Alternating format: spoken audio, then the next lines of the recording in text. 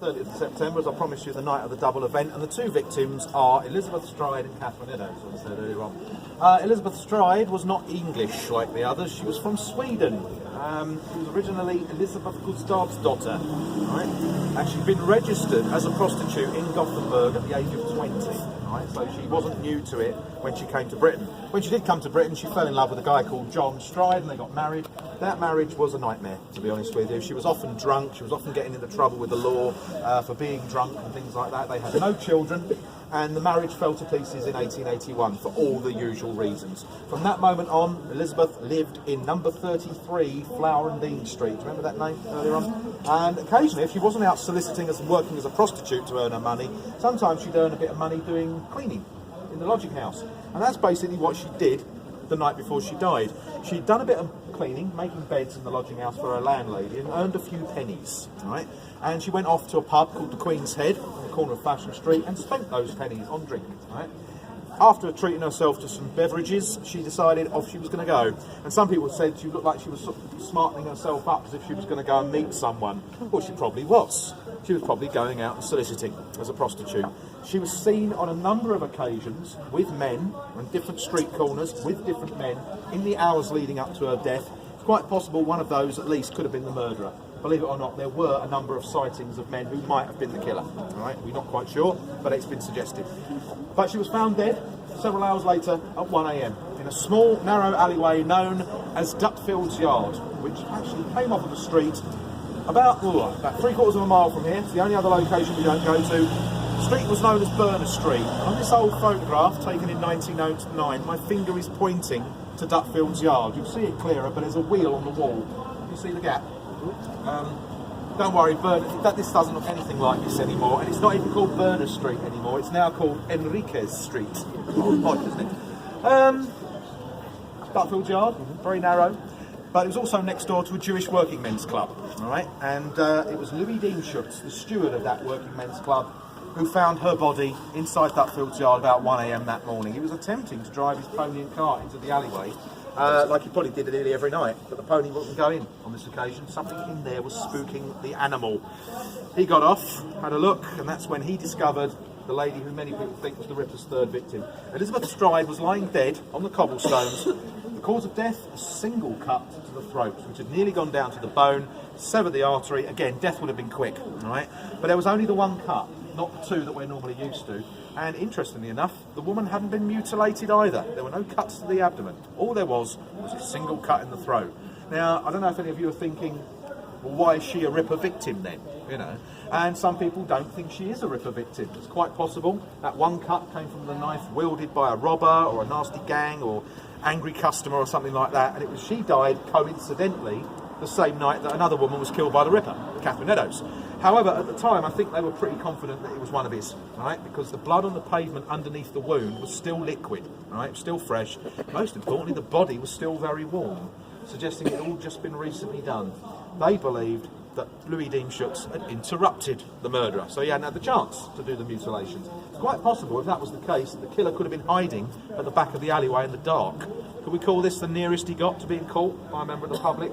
Taking a lot of risks. But Louis Deemschutz was a good citizen. He went in the club next door to make sure all the ladies in there were accounted for, and he left the yard unattended. They reckon the Ripper got away at that moment, and unsatisfied with this rather failed murder, he goes off looking for a second victim. They do say that serial killers do that. If they don't do what they want to do straight off, they'll go and look for someone to do it properly too. And that would explain, of course, why we get the next murder 45 minutes later. All right?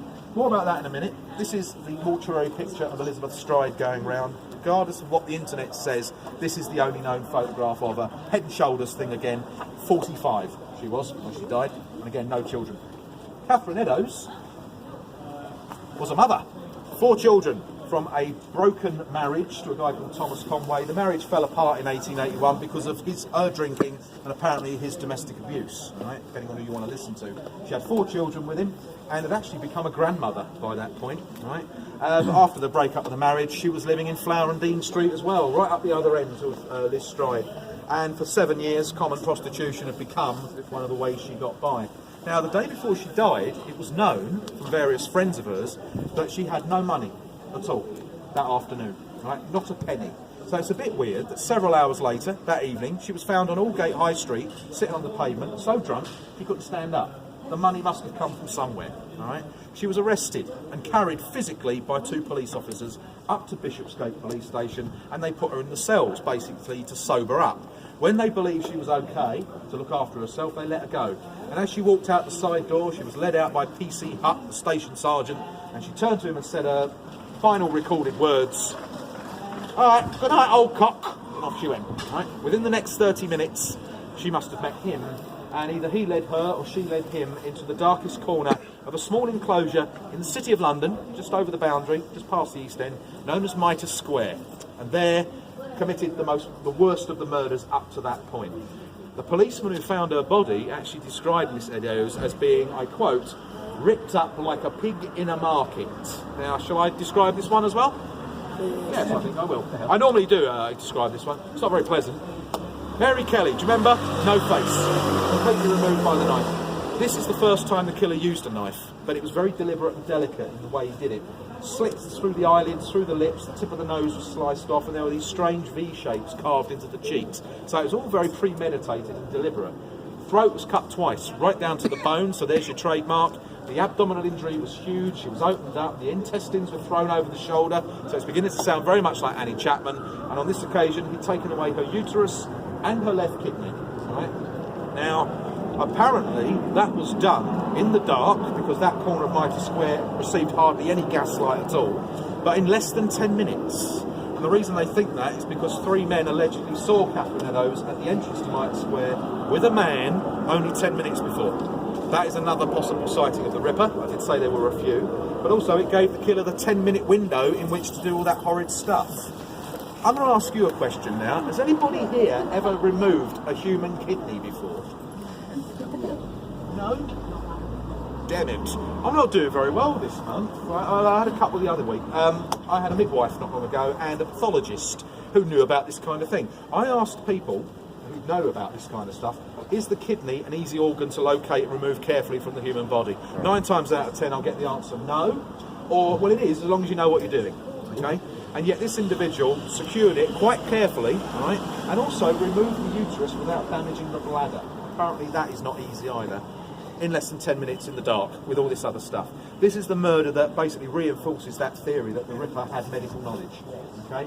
But it's always been a big debate. No one's been able to agree on it from day one. Even the 3 doctors who conducted Catherine Eddowes' post-mortem couldn't agree. Dr. George Sequeira said yes, he had significant medical knowledge. Dr. George Bagster Phillips, the guy that looked at Annie Chapman's body and said the murderer was an expert, refused to comment, right?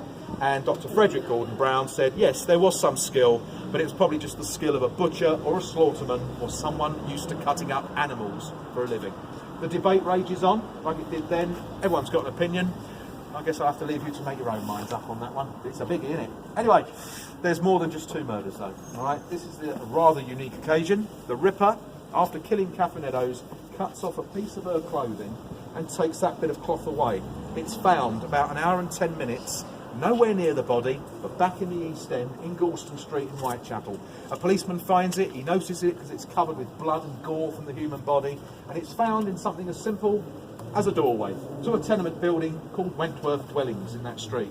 At that time, those buildings were new, and most of the people living in them were respectable working class immigrant families. Right? Now you can see from this image, it's an open door at street level. You can throw what you like in that. Significantly, that bit of blood-soaked rag is the only genuine clue the Ripper ever left for the police to find. Right? It would have told them nothing. Right? There's no forensic science in those days, but it does suggest a direction of travel. He's come back into the East End at great risk. At that point, he was the most wanted man on the planet, right? And yet he comes where everyone's looking for him. There's every possibility he may have needed to come back. Maybe he lodged here, maybe he was local, something like that. Unfortunately, that little bit of blood-soaked rag's long gone. All right? No one knows where it's been since 1888, but the doorway still survives, complete with its sort of rather attractive little circular patterns above it, and you can see it over the road there, can you? And that's the doorway. Now the takeaway entrance is Happy Days Fish and Chip Shop. Alright. What it's been for 25 years, but that's the doorway as it is now. And this is how it looked until about 30 years ago. But also, something very famous was found inside that doorway as well. Just inside, in chalk was a message written just above the apron piece. This has gone down in Ripper law, basically. Has anyone ever heard about the message on the wall that says, "The Jews are the men that will not be blamed for nothing"? No. They even have it in the movies sometimes. Rather weird message. I'm not quite sure exactly what it means, but it doesn't sound very positive. And it's mentioning Jews. That, to many people, is anti-Jewish graffiti, and there was actually a lot of it in this neighbourhood at the time. However, a lot of people think that the Ripper has written that, combining with the apron, as a way of deflecting everyone's attention back to the immigrant community and putting more blame in their direction. Well, several police officers, huddled around that message at the time, insisted that it be photographed, which I think was sensible for the day. However, it was too dark, so they had to wait. And unfortunately, before anything could be done, Sir Charles Warren, the very controversial, very unpopular Chief Commissioner of the Metropolitan Police, so the man in charge of the police in this area, makes a personal appearance, and he looks at that writing and makes a snap decision. He is so worried that this message, mentioning Jews, being possibly connected with a Ripper clue, could spark anti-Jewish rioting and a backlash that could end in bloodshed or even death. He orders it to be washed off. The police are saying, "Oh, come on, sir, can't we rub off the word Jews?" Nope, he wasn't having it.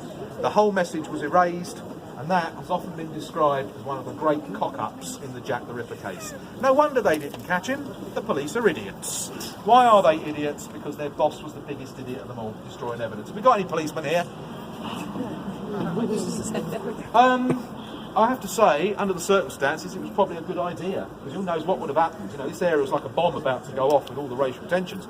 We'll never know what would have happened had he not done it, but there are still a lot of people today who think the Ripper got away because the police mishandled the case. They were incompetent, you know, they didn't know what they were doing. And there's a perfect example.